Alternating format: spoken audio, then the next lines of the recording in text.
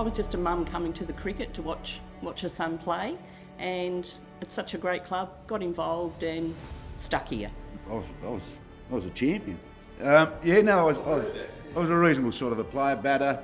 I've actually opened the bowling at Mowbray Cricket Club. I've bowled spin. I've wicket kept in A grade. Batted in probably the top 4, top 6. Yeah, not too bad player. I think it's just a passion for the people. Like, my family's very much embraced this club as well. Mum and Dad got on the committee pretty much straight away. And to me, that sort of meant, well, if they're going to embrace my cricketing, I might as well get on the committee and get involved and try and keep the club moving forward.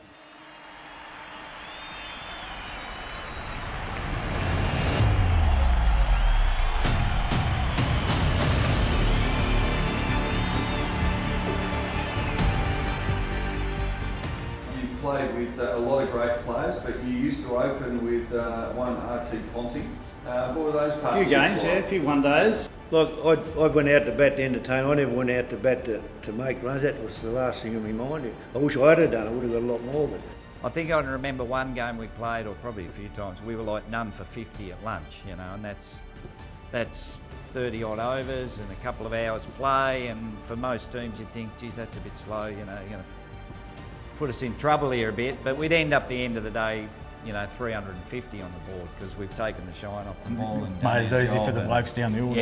Yeah. So having those stroke makers coming in after you, I think, really made the way we played a lot more effective. Right from the early days, as a teenager coming in to eventually play A-grade cricket, you know, I had great mentors, Mick Sellars, Brad Jones, Stan Reid, Peter Warren. When Jack Simmons was coach, I came as a young bloke. I'm sure it was 12 or 13. My mother, single mother, older lady, sort of wanted me to have a bit of guidance around a few older people. And obviously Jack Simmons was a massive influence from primary school even, where he'd come out and coach, and you know, I still remember his catching drills where he'd whack it up. We thought it was about 5 miles in the air. It was probably about 10 metres or something, but the word was at board level the last 2 years we spoke about modernising our club, and that's more the way the current players and the younger ones think. They don't just like a game of cricket and want to then socialise at the bar as much as we used to in our day.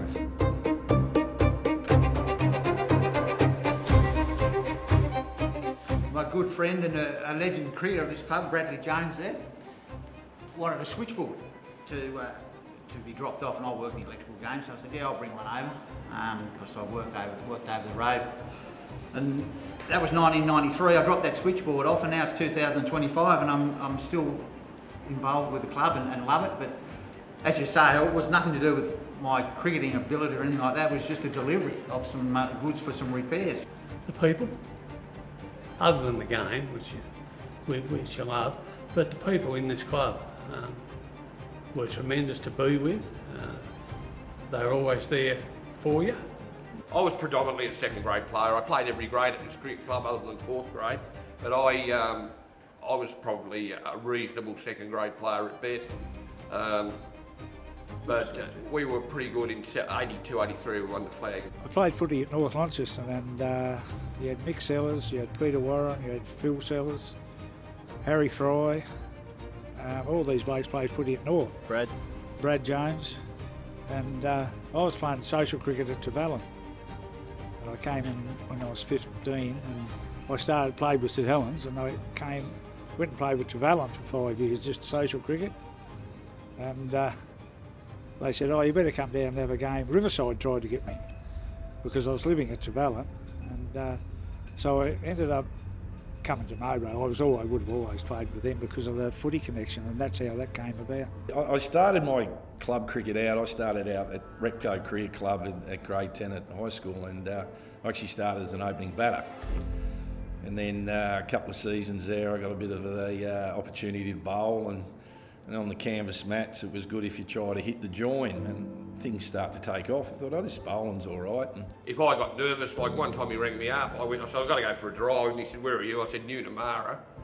He said, what are you doing out there? I said, I just can't watch it anymore. I used to get like that a little bit worse than Simon. Well, we ran a bloke out. We ran a bloke out once down at, you were captain, ran a bloke out once down at the Cornwall ground. And so he was running for 3 and I think Lenny might have thrown the ball in. Anyway, this guy's caught it one-handed, right, going through the batsman. And we said, how was that? And the umpire went, are you serious? Then he said, yeah, bloody oath, we're serious. He said, that's ours. That's ours. Because he was belting shit out of us, and we lost on the first innings. We'd had enough. Yeah, we'd had enough. So it was like...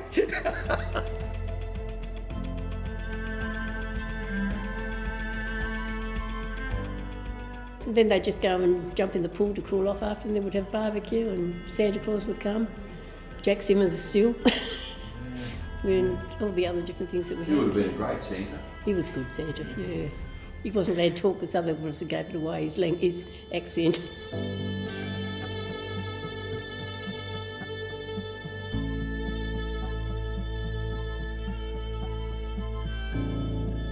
Spag bowl. Always spag bowl. Yeah. With or without parmesan? Oh, probably without, first off. I can't remember using palmy on it. But now, I bet they do. But I do remember very vividly how much Mick Sellars could eat. It astounded me to start off with, but then it was just normal. You'd almost have half a boiler for You Mick. would, yeah. In my opinion, and I've said this many times, I think he was at the time the best keeper in the world. Definitely the best keeper in Australia. Who did you look up to as a kid watching? Well, Rod Marsh was always everyone's favourite, so he was always... Slept with his gloves. Did everything with them. Did every week. Yeah, everything Had with trouble them. eating pizza with it though. Yeah. Used to road run with them, do everything. Mum used to hate it because I'd be at home slapping these balls into my gloves, and she said, can't you keep quiet for once? When I rang him, he said, why, what's going on? I said, we've got him 3 for 7. I started when Luke was playing juniors, for Mowbray. So when we used to play at Uni Mowbray, the ground up there, so we'd rock up there on a Friday night and all get out, and then the boys would get ready, and then the next minute they sing it, who's doing the scoring? They'd all look around, and next minute, Mum, can you do the scoring? I thought, oh, right, yeah. And I'd look, I said, where's your father? Oh, then I'd look up, and up on the hill, there they all are, all the boys with the esky in the boot, all having beers. So that's how I started, yes. Justin Reeves, who was a bit of a fiery character, was bowling from the Foster Street end, and there were a few little interactions with the umpire. I think a couple of decisions went against Justin, and then he might have made a few comments back to the umpire, and the umpire, in his wisdom, told Justin to just get back and bowl. So Justin walked over and he was quite agitated. I just didn't feel like he could finish the over. I was a bit concerned about what could have happened, so I brought myself on. I was just a battler, I suppose, but I was nothing flash. All you wanted to do was play with blokes like Dave Sarridge and all them guys there. They were the reasons why you kept coming back all the time, I suppose.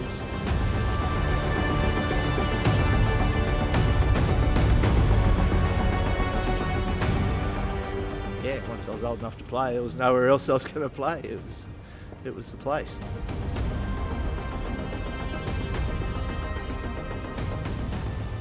Yeah, I guess my first recollection is probably as an 8-year-old or thereabouts. My dad was part of the club. He was third grade captain, committee member, life member as well. So yeah, 8 years old, sort of up at, I guess what I call the old Brooks ground, up at the university area there. As a family, our summers were spent around the Mowbray Cricket Club. I do remember one game we played down the coast against Ulverston, and we put on 180. And I had about 40 of that 180. He got out, ground was lined with cars, and they all left for some reason, I don't know why. I was still out there. I thought, the show hasn't started yet, but yeah.